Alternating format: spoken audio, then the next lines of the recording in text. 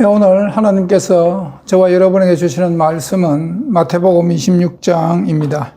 마태복음 26장 69절부터 75절까지의 말씀 제가 봉독합니다. 눈으로 함께 따라 읽으시지요. 베드로가 바깥들에 앉았더니 한 비자가 나와 가로되 너도 갈릴리 사람 예수와 함께 있었도다 하거늘 베드로가 모든 사람 앞에서 부인하여 가로되 나는 내 말하는 것이 무엇인지 알지 못하겠노라 하며 앞문까지 나가니 다른 비자가 저를 보고 거기 있는 사람들에게 말하되 이 사람은 나사렛 예수와 함께 있었도다 하며 베드로가 맹세하고 또 부인하여 가로되 내가 그 사람을 알지 못하노라 하더니 조금 후에 곁에 섰던 사람들이 나와 베드로에게 이르되 너도 진실로 그 당이라 내 말소리가 너를 표명한다 하거늘 저가 저주하며 맹세하여 가로되 내가 그 사람을 알지 못하노라 하니 닭이 곧 울더라. 이에 베드로가 예수의 말씀에 닭 울기 전에 내가 3번 나를 부인하리라 하심이 생각나서 밖에 나가서 심히 통곡하니라. 아멘. 베드로의 부인 이 사건은 마지막 시대를 살아가는 우리에게 다시 한번 재현됩니다. 꼭 다시 한번 재현될 것입니다. 여러분, 베드로가 예수님을 3번 모른다고 부인한 이 사건을 통해 가지고 우리는 예수 그리스도께서 다시 재강림하실 때 이 땅에 남아있는 성도들의 마음이 어떤 믿음을 가져야 되는가를 오늘 저와 함께 말씀을 나누고자 합니다. 예수님께서 겟세마네 동산에서 마지막 홀로 서기 위해서 기도를 마쳤습니다. 예수님은 죄인의 신분으로 죄값을 치르기 위해서 홀로 서기 때문에 하나님의 은혜가 거둬졌죠. 그리고 기도하고 이제 예수님을 따르던 제자 중에 한 명인 가룟 유다가 대제사장들과 장로들에게서 파송된 군사들을 데리고 겟세마네 동산으로 예수님을 잡으러 올라옵니다. 예수님께서는 죄인처럼 이 겟세마네 동산에서 마지막 기도 후에 이제 로마 병정들에게 죄인처럼 잡혀갔습니다. 그리고 예수님은 그 당시 대제사장인 가야바 그리고 가야바의 장인인 안나스의 신문을 받습니다. 가야바나 안나스의 신문은 예수님을 정죄하는 겁니다. 그 신문의 목적은 가야바나 제일 처음 안나스에게 끌려갔다가 다시 이제 가야바에게 가죠. 이 신문의 목적은 예수님을 로마 법에 의해서 처형받게끔 사형을 당하게끔 하기 위해서 그 증거를 지금 끌어내기 위해서 예수님을 신문합니다. 사회법에도 증거에 의해 가지고 법 판결이 나야 되거든요. 그래서 대제사장과 장로들과 관료들, 서기관들이 다 합심하여 예수를 죽이기라고 3년 반 동안 공모했다가 이제 마지막 6월절에 잡아가서 끌고 가서 신문을 하는데 예수님을 사형에 처할 수밖에 없는 그 제목을 이들은 찾아야 합니다. 그래서 신문을 합니다. 그들은 예수님께서 죄가 없다는 걸 압니다. 죄가 없는 거 알지요. 왜 모르겠습니까? 하지만 그들이 예수님을 죽이는 목적은 그들이 누리고 있는 그 당시 그들이 누리고 있던 부귀영화와 권력을 놓지 못하기 때문에 예수님을 죽이려고 하는 겁니다. 모든 백성들에게 사내들인 공회원으로서 또는 종교 지도자로서 존경을 받아오는 그 삶이 그들은 계속 자자손손대대로 물려주고 싶은 욕심까지 일어났던 그 자리가 위태롭기 때문에 예수 그리스도를 죽이어만 그 자리가 보존되기 때문에 그들은 예수를 죽이기로 결탁하고 공문하고 지금 신문을 합니다.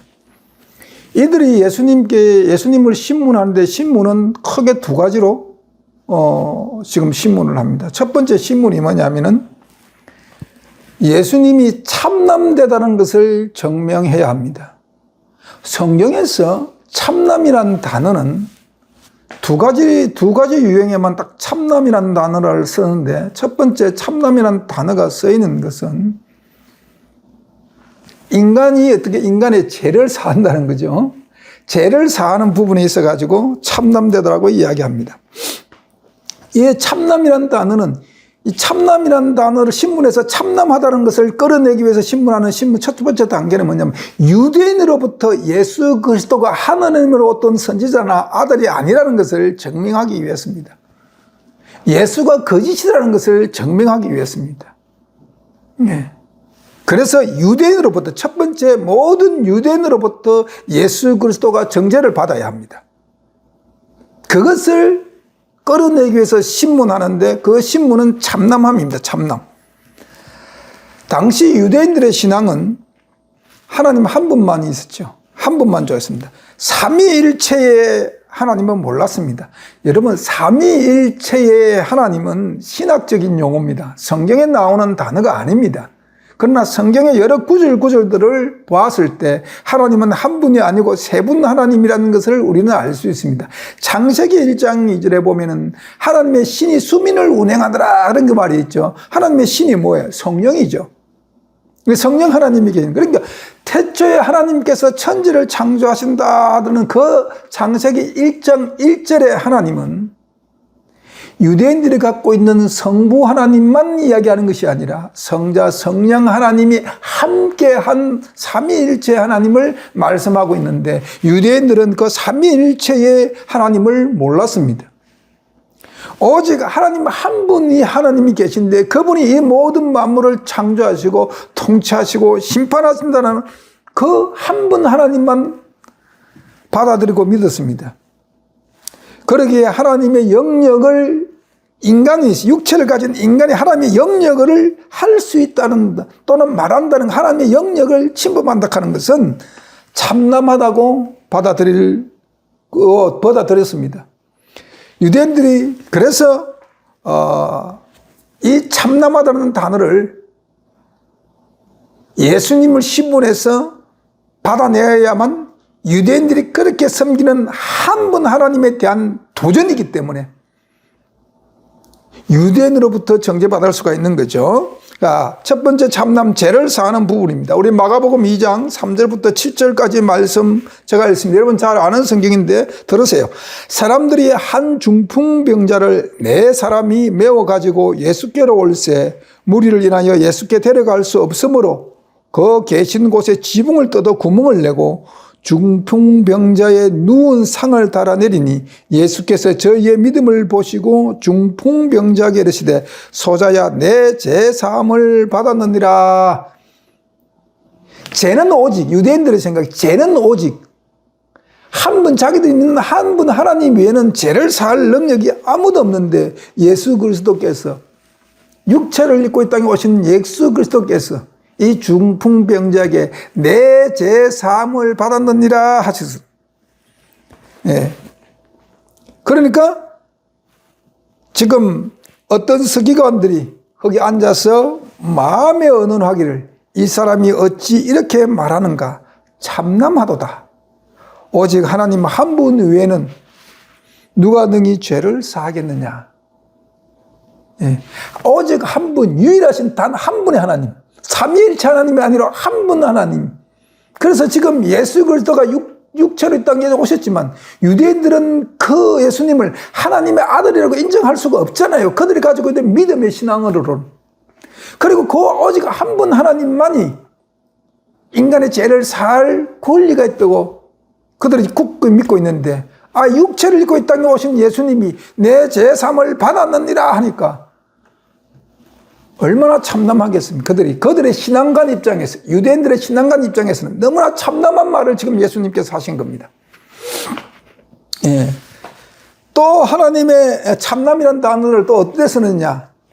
사람이 되어서 하나님의 아들이라고 주장할 때 참남하다는 말을 씁니다. 마태복음 26장 63절부터 64절까지 그 위에 있는 말씀입니다. 65 35절까지의 말씀입니다. 예수께서 잠잠하시거늘 대제사장이 가로되 내가 너로 살아계신 하나님께 맹세하게 하노니 내가 하나님의 아들 그리스도인지 우리에게 말하라. 예수께서 내가 말하였느니라. 그러나 내가 너에게 이르는 이후로 인자가 권능의 우편에 앉은 것과 구름을 타고 오는 것을 너희가 보리라 하시니 대제사장이 자기 옷을 찢으며 가로되 저가 참남한 말을 하였으니 어찌 더 정인을 요구하리요. 보라 너희가 지금 참남한 말을 들었도다. 예수님께서 하나님의 아들이라고 주장했죠. 요한복음 5장에도 보면은 예수님께서 하나님을 자기 친아버지라고 이제 말씀하셔가지고 하나님과 동등함을 체험으로 말미암아 유대인들이 예수님을 죽이려고 하죠.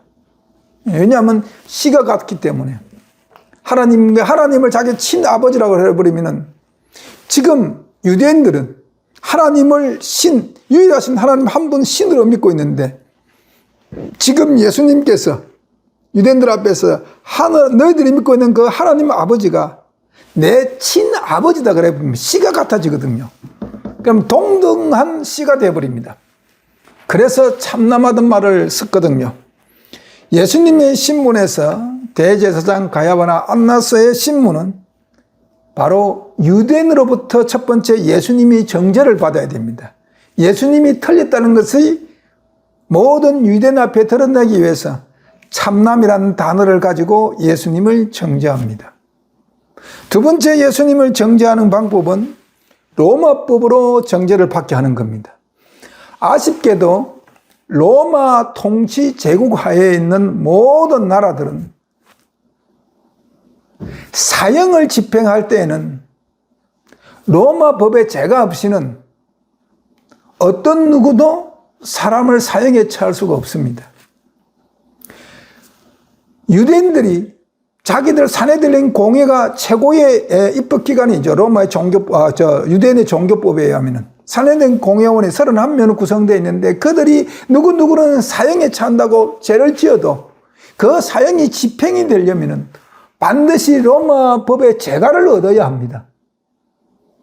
그래서 로마 통치하에 있는 모든 나라들은 어떤 죄인을 사형에 처하더라도 로마 법의 재가 없이는 할 수가 없기 때문에 예수님을 죽이려면 반드시 로마 법으로 예수님이 사형에 처한다는 그 법의 재가를 얻어내야 됩니다. 자, 예수님을 로마 법에 의해 가지고 사형에 처하는 재가를 받아들이기 위해서는 사형을 받게 하기 위해서는 유대인들이 예수님을 신문하면서 지금 가야바나 안나스 같은 이런 관료들이 예수님을 신문할 때 반역을 로마 제국에 반역했다는 증거를 찾아내야 됩니다. 예. 이 당시 지금 우리 한국의 사극도 역사적인 사극도 보면요.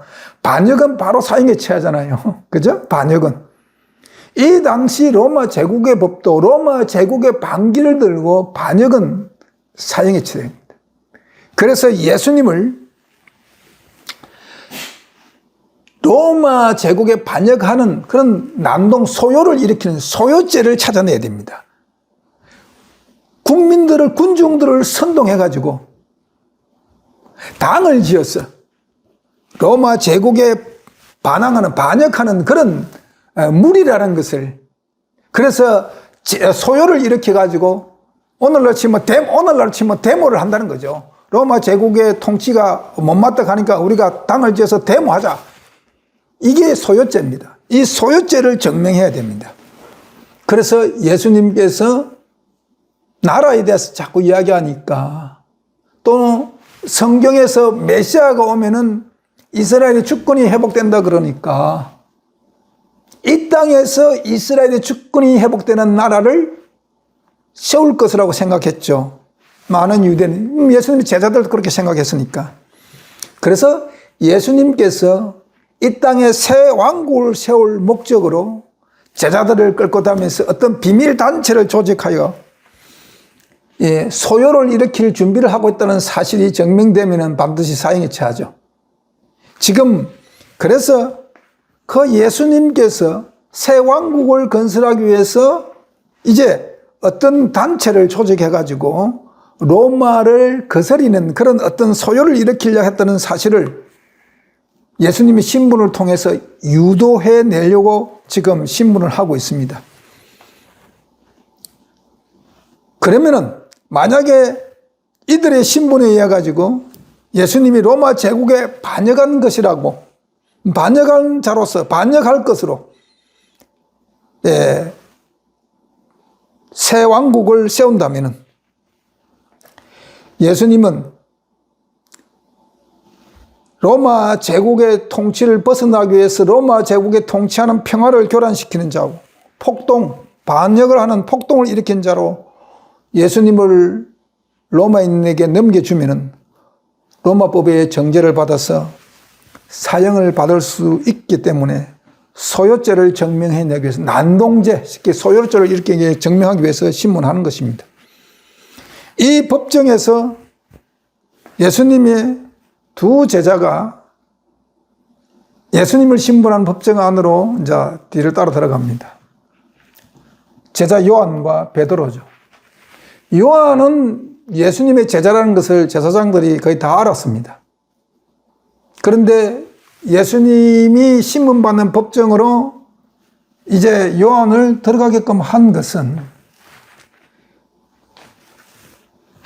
예수 그리스도가 이 신분을 통해서 예수 그리스도가 자기들에게 신분받는 것을 통해 가지고 자기 스승인 예수 그리스도가 3년 반 동안 따라다니며 스승으로 모셨던 예수 그리스도가 모욕당하는 장면을 보고 예수님이 하나님의 아들이라고 믿었는데 내 믿음이 잘못되었구나.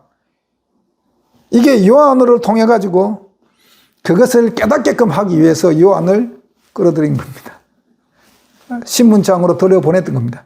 내가 3년 반 동안 메시아를 알고 내 스승을 따랐는데 하나님의 아들이라고 믿고 따랐는데 그렇게 저렇게 힘없이 신문당하고 저렇게 힘없이 이 대제사장과 서기관들과 군병들에게 모욕당하고 또 비웃음 조롱당하는 장면을 보면서 아, 내가 잘못 믿었구나. 내가 잘못 스승을 모셨구나.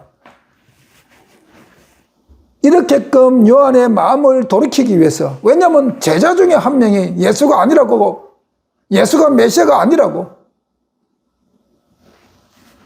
그렇게 말한다면은 군중들의 소요를 일으키는데 굉장히 큰 도움이 되니까 요한을 법정으로 들어오게끔 했거든요. 근데 요한이 혼자 가지 않고 이제 베드로를 같이 데리고 갑니다. 그래서 베드로도 그 신문장에 재판장에 들어갈 수 있도록 허락을 받았습니다. 이때는 새벽이었고 동턱이 직전입니다. 여러분, 동턱이 해가 뜨기 직전이 제일 추워요. 하루 중에서 날씨 기온이 제일 낮은 데가 해가 뜨기 전입니다. 그래서 이게 굉장히 추워가지고 밖에 불을 피웠죠. 그날 중에 가장 추운 시간에 마당에 불을 피워놨습니다. 그리고 추우니까 한 무리가 이제 그 불을 피워놓은 불을 중심으로 이제 불을 쬐고 있었는데 베드로도 추우니까 염치 없어서 그들 속에 끼어들었습니다. 끼어 앉아서 이제 불을 쬐고 있는 거죠. 그때 여기 이제 비자가 나와서라고 이제 성경에 기록되어 있는데 여기 비자는 가야바 집 종입니다. 여종입니다. 여종. 그래서 베드로가 요한과 함께 이 신문장으로 들어오는 것을 이 비자는 보았거든요. 보았습니다. 그리고 요한은 안에까지 들어갔지만 베드로는 두려워가지고 떨어서 바깥에 불 쬐고 있고 날씨도 춥고 하니까. 그래서 비자가 묻습니다.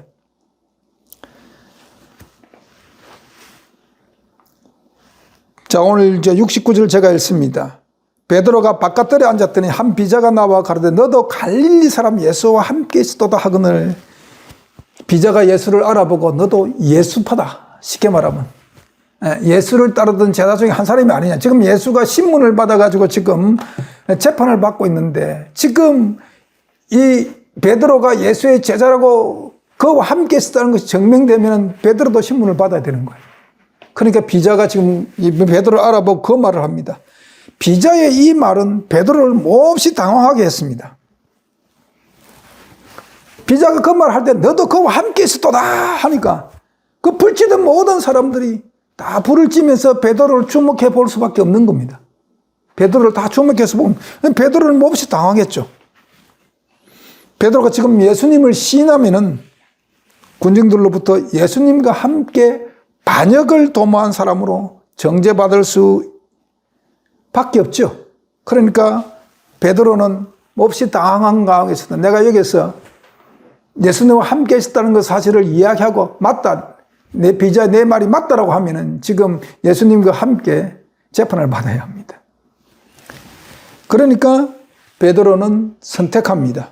70절 베드로가 모든 사람 앞에서 부인하여 가로되 나는 내 말하는 것이 무엇인지 알지 못하겠노라 하며 그리고 예수님을 부인하면 첫 번째 부인입니다. 여러분 베드로가 어떤 제자입니까? 한번 깊이 생각해 봐야 합니다. 베드로가 어떤 제자입니까? 예수님께서 12제자를 부를 때 제일 먼저 부른 제자가 베드로입니다. 예수님이 공생애 시작할 때에 검을 던지는 것을 보고 제자를 부른 제자가 베드로입니다. 그를 불렀습니다.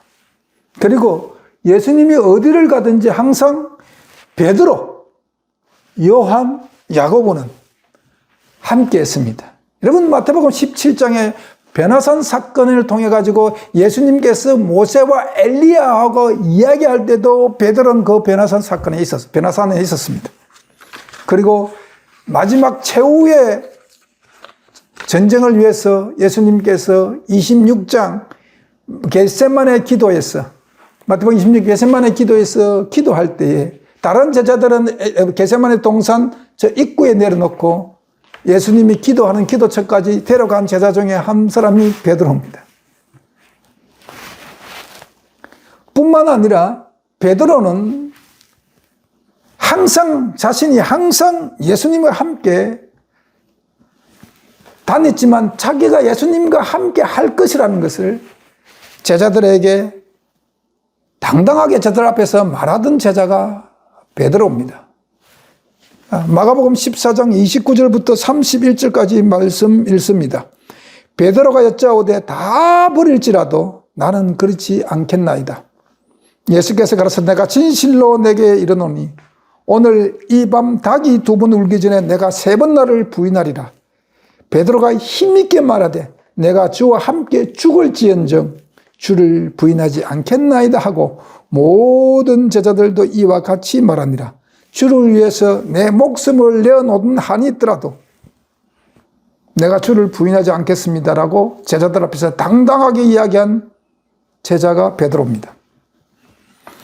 그런데 그 당당하던 베드로가 이 가야바의 하인인 한 비자의 말에 주님을 부인합니다. 또 다른 비자가 군중들에게 말을 하는 사건이 나옵니다.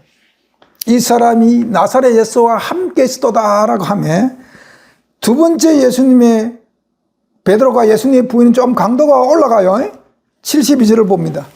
베드로가 맹세하고 또 부인하여 가로되 내가 그 사람을 알지 못하노라 하며 첫 번째는 예수와 함께 있었다 하면 내 말하는 것이 무엇인지 알지 못하겠다라고 이야기했는데 두 번째 예수님을 부인할 때는 맹세를 합니다. 맹세.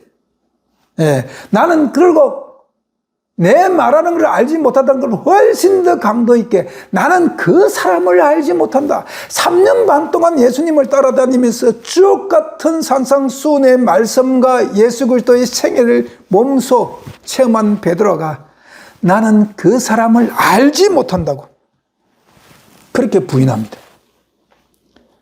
그리고 세 번째 부인은 74절을 봅니다. 제가 저주하며 맹세하여 가로되 내가 그 사람을 알지 못하노라 하니 저주합니다. 이제 맹세를 하는데 어떤 맹세를 하느냐? 저주하여 맹세를 합니다. 여러분, 이게 인간적으로 우리가 생각할 때 베드로가 어떻게 이렇게 변할 수가 있습니까? 주를 위해 죽을지언정 내가 주님을 부인하지 않겠다고 당당하게 담대하게라던 베드로가 내가 말하는 것을 알지 못하겠다. 그 사람을 맹세하여 그 사람을 알지 못하노라. 저주하여 맹세하여 그 사람을 알지 못하노라.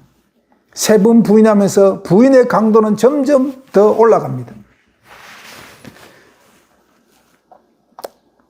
예수님과 함께 있을 때 당당하던 베드로, 하지만 지금 베드로는 죽음의 공포 앞에서 그는 주님을 부인하고 맹세하여 부인하고 저주합니다. 여러분, 지금 이 베드로가 예수님을 부인하는 이 사건은, 장면은 저와 여러분에게 곧 닥쳐옵니다.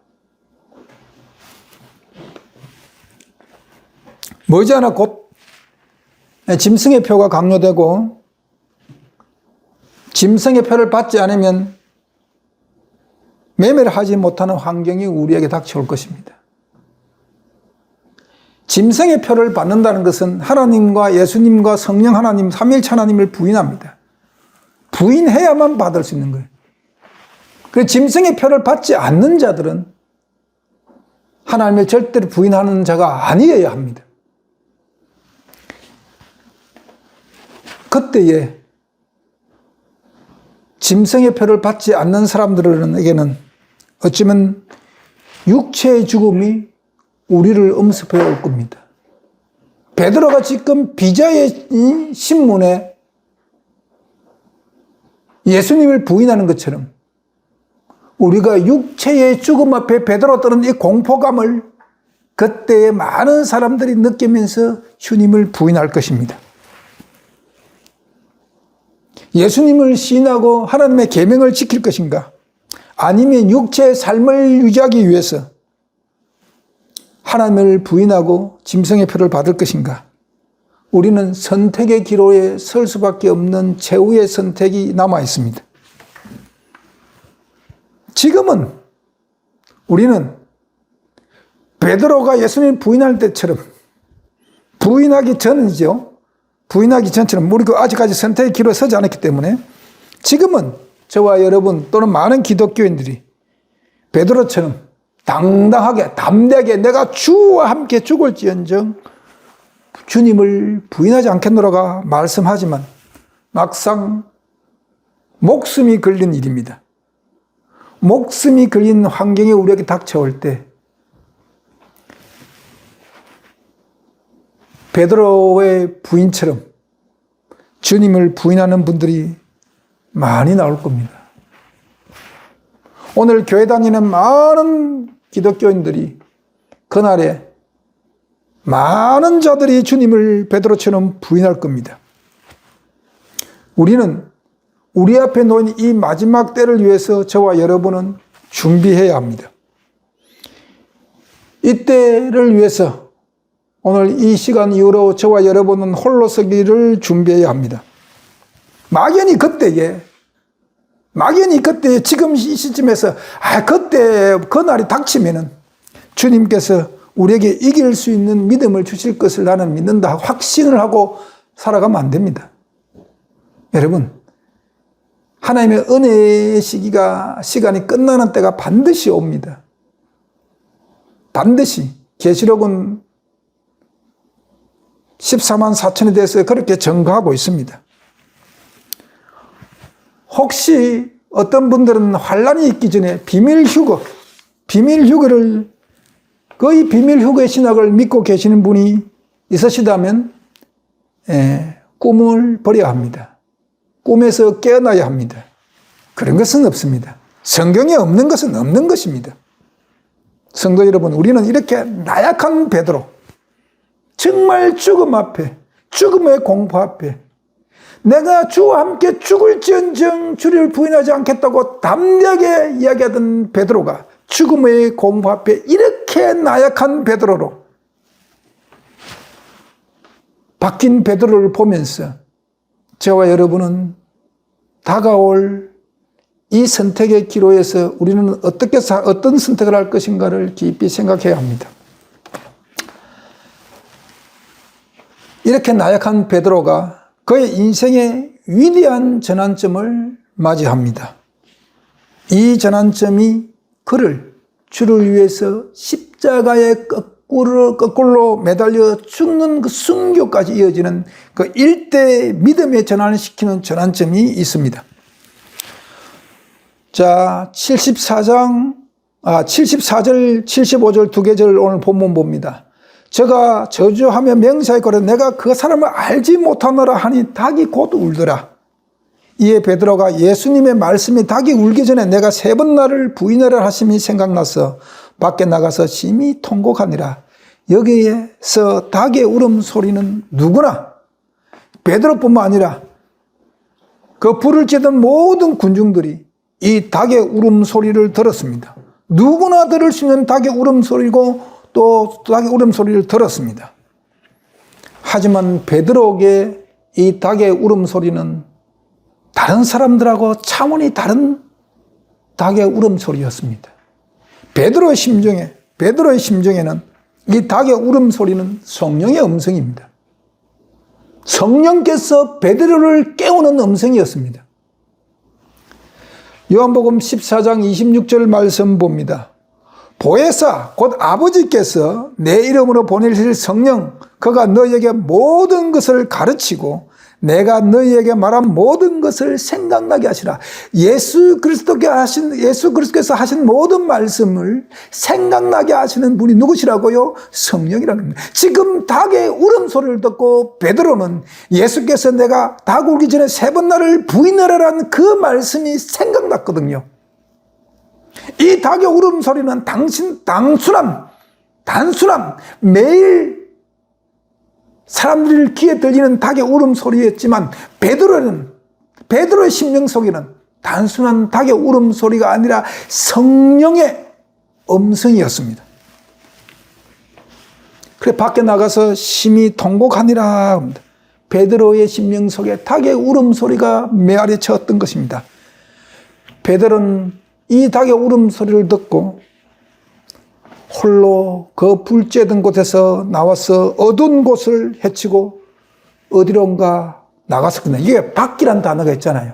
그러면 뜰 밖으로 나갔다는 겁니다. 뜰 밖에서 나갔다는 거죠. 나갔습니다. 어디로 가는지 알지 못하고 갔을 것입니다. 그런데 그곳이 어디일까요? 겟세마네 동산입니다. 겟세마네 동산입니다. 그는 의식 없이 그냥 성령의 음성에 취해서 어두운 그 곳을 헤치면서 걸어 나갔는데 그곳이 도착해 보니까 겟세마네 동산이었습니다. 겟세마네 동산으로 올라가기 전에 예수님께서 베드로에게 내가 닭 울기 전에 3번 나를 부인하리라는 말씀하셨고 그 겟세마네 동산에서 예수님 기도할 때 제자들에게 당부한 말이 뭡니까? 특히 베드로와 야고보와 요한에게 한 말이 뭡니까? 깨어있으라고 말씀한 거예요. 예수님께서 왜 깨어있으라고 말씀하시는가? 그 뜻을 이 닭울음 소리의 성령의 음성을 통해서 베드로는 깨달았습니다. 예수께서는 제자들이 통과해야 할 시련을 예수께서 아셨기 때문에 깨어있으라고 당부하신 겁니다. 이제 겟세마네 동산에서 로마 병정들에 의해 가지고 자기가 팔리는 거, 자기가 잡혀가는 거, 그리고 십자가에서 죽어야 되는 거 모든 것을 아실 때 아시고 계시고 또 제자들이 거기를 닥쳤을 때 제자들이 어떻게 받아들이고 그 마음속에 얼마나 큰 상처가 있을 것인 예수님이 알고 계셨습니다. 그래서 깨어있으라고 말씀하신 거거든요. 그러나 겟세마네 동산에 있을 때 베드로는 예수 그리스도가 깨어있으라고 하신 그 말씀의 뜻을 깨닫지 못하고 잠을 잤습니다. 여러분, 그때 잠자던 베드로처럼 오늘 우리 영혼이 잠자면 우리는 죄의 길이 열립니다. 죄를 지을 수밖에 없는 죄의 길로 나아가게 됩니다. 그리고 예수님을 부인하는 길이 열립니다. 그때 베드로는 깨어 있어야 돼요. 겟세마네 동산에서 예수 그리스도가 깨어 있으라 할 때 그때 베드로는 자면 안 되었던 겁니다. 깨어 있어야 됩니다. 그 결정적인 순간에 베드로는 잠을 잤던 겁니다. 지금 닭울음 소리를 듣고 베드로는 다시 겟세마네에 와가지고 예수 그리스도께서 하신 그 모든 말씀들을 떠올립니다. 기억해냈던 겁니다. 그리고 왜 예수 그리스도께서 깨어있으라고 했는가, 그 뜻이 무엇인가를 깊이 깨달았습니다. 그래서 오열을 한 겁니다. 오열을 하면서 통곡한 겁니다. 성경이 심히 통곡하리라 그랬습니다. 베드로에게 들려오는 닭의 울음소리는 그 심중에서 쏟아져 나오는 오열의 통곡, 이걸 다른 말로 얘기하면은 심령에서 우러나는 회개입니다. 이 통곡, 이 통곡의 회개가 베드로의 인생을 바꿔 놓았습니다. 자, 예수님께서 부활하셔가지고 40일간 제자들과 함께 이 땅에 머무셨습니다. 이 땅에 머무면서 뭘 했습니까? 누가복음 24장 27절 제가 읽습니다. 이에 모세와 및 모든 선지자들을 글로 시작하여 모든 성경에 선바 자기에 관한 것을 자세히 설명하느라. 여기에서 성경은 무슨 성경? 모세와 모든 선지자들 글로 시작하여. 그럼 구약 성경이죠. 유대인들이 가지고 있는 두루마리 성경, 구약 성경입니다. 그래서 예수, 그리고 자기에 관한 것, 예수에 관한, 메시아에 관한 것을 자세히 설명했습니다. 성경은 예수 그리스도에 관한 책입니다. 이때 이 성경 공부 시간에, 이 40일간 예수와 함께 했던 이 성경 공부 시간에 베드로는 너무나 이 시간이 행복했을 겁니다. 자기가 믿지에 깨닫지 못한 구약 성경에 관한 그 말씀들을 성령의 음성으로 그는 받아들였을 것입니다. 그리고 하나님의 말씀을 확실히 깨달았습니다. 그리고 그는 오순절 성령을 받았지요.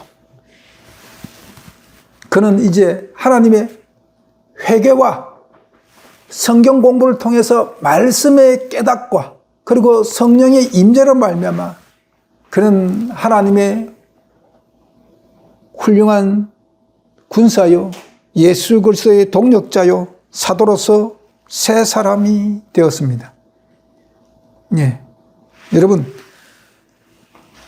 예수님을 3번이나 부인하던 베드로, 그가 어떤 사람으로 새 사람 되었습니까? 우리 사도행전에서 좀 살펴보겠습니다. 사도행전 4장 19절 20절 두 구절 말씀 읽습니다. 베드로와 요한이 대답하여 가로되 하나님 앞에서 너의 말 듣는 것이 하나님의 말씀을 듣는 것보다 옳은가 판단하라. 우리는 보고 들은 것을 말하지 아니할 수 없다 하니. 지금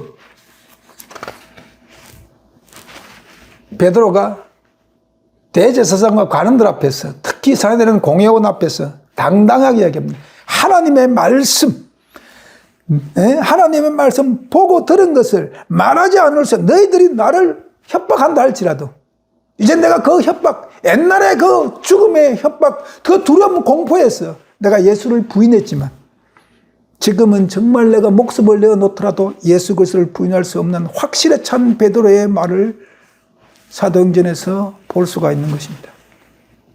또 사도행전 5장 17절부터 29절까지 보면 대제사장과 사두개인들의 마음의 시기가 가득하여 제자들을 옥에 가두는 사건이 나오는데, 그 가두고 나서 밤에 하나님의 사자가 와가지고 옥문을 열어줍니다. 그리고 하나님의 말씀을 다 증거하라고 이야기하죠. 성전에서 하나님 말씀을 담대히 증거하라고 이야기합니다. 그러고 나서 담대히 증거하다가 잡혀오죠. 잡혀와서 공회, 사내들은 공회 앞에 대제사장과 관원들이 베드로를 세웁니다. 그리고 협박하죠. 이 도를 전하지 말라고 협박했죠. 예, 그때 사도행전 5장 29절에 베드로와 사도들이 대답하여 가로되 사람보다 하나님을 순종하는 것이 마땅하도다.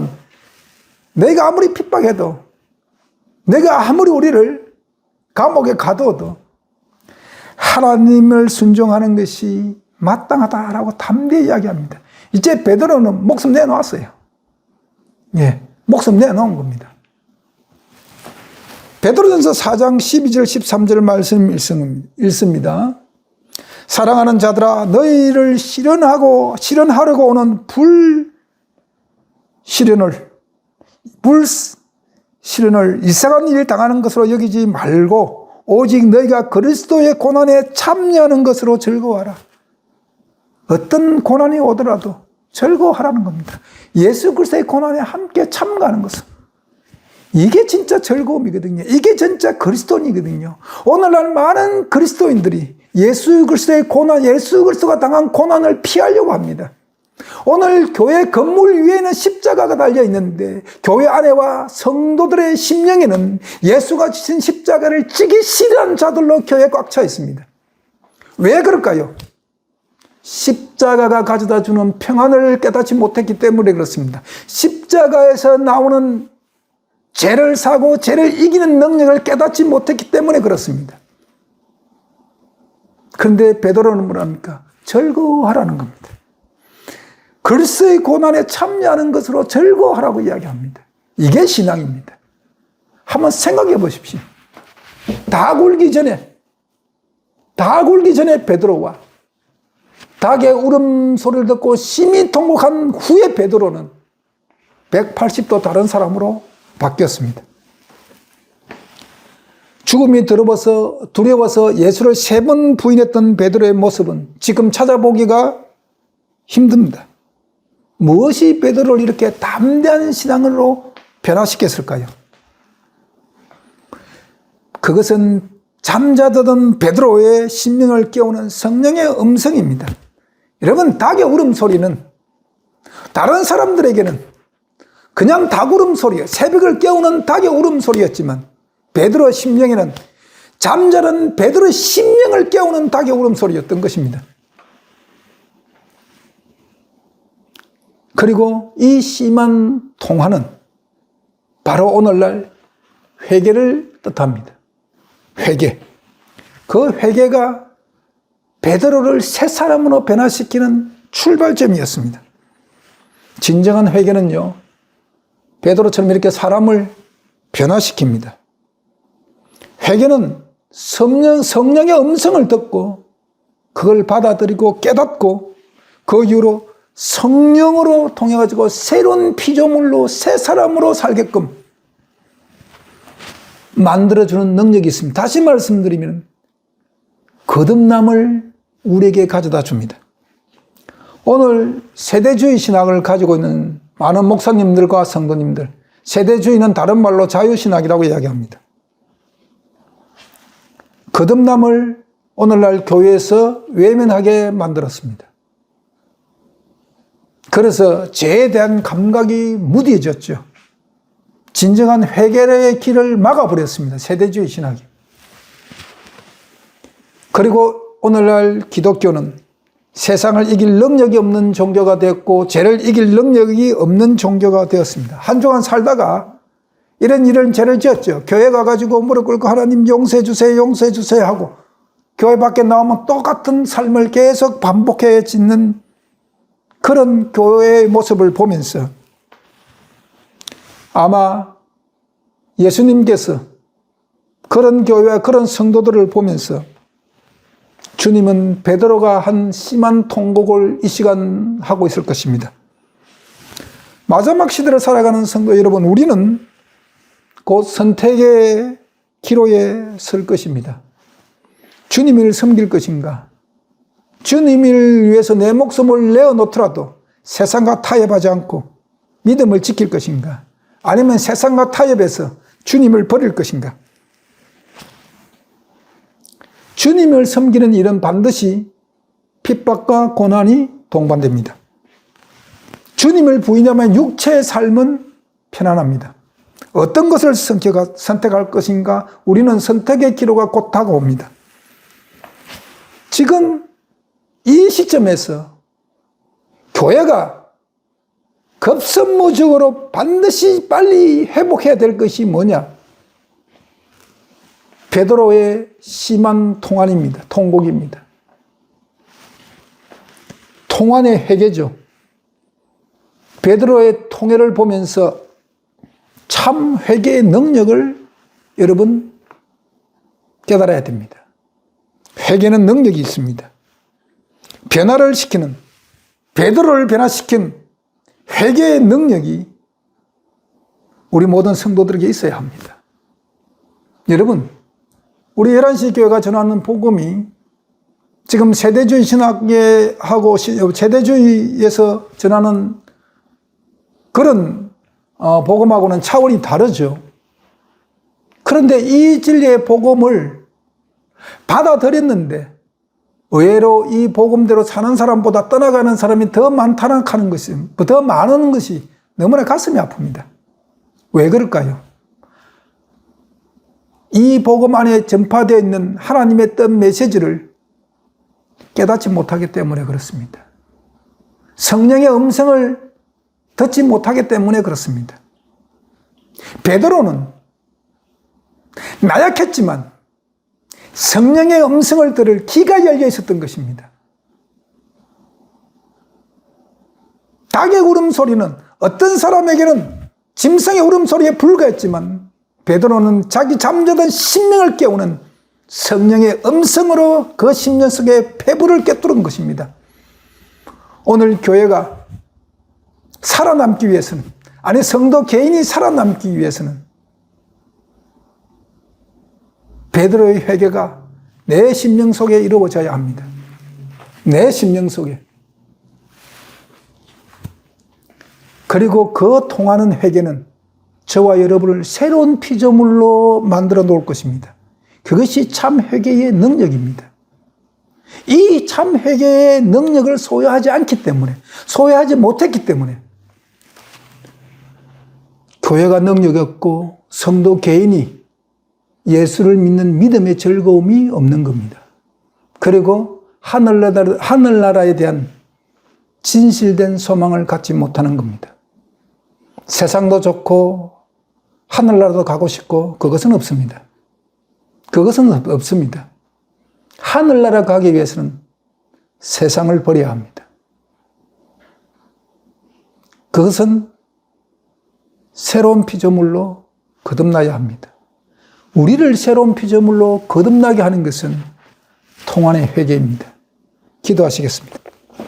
하나님 아버지 감사합니다. 베드로는 닭의 울음소리를 통해서 성령의 음성을 들었습니다. 사랑하는 이 시대의 많은 기독교인들이 베드로처럼 하나님의 음성을 듣기를 원합니다. 하나님의 음성은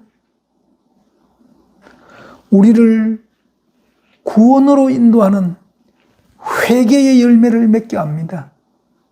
그리고 진정한 회개는 사람을 변화시킬 능력이 있습니다. 우리를 새로운 피조물로 거듭나게 하는 능력이 있습니다.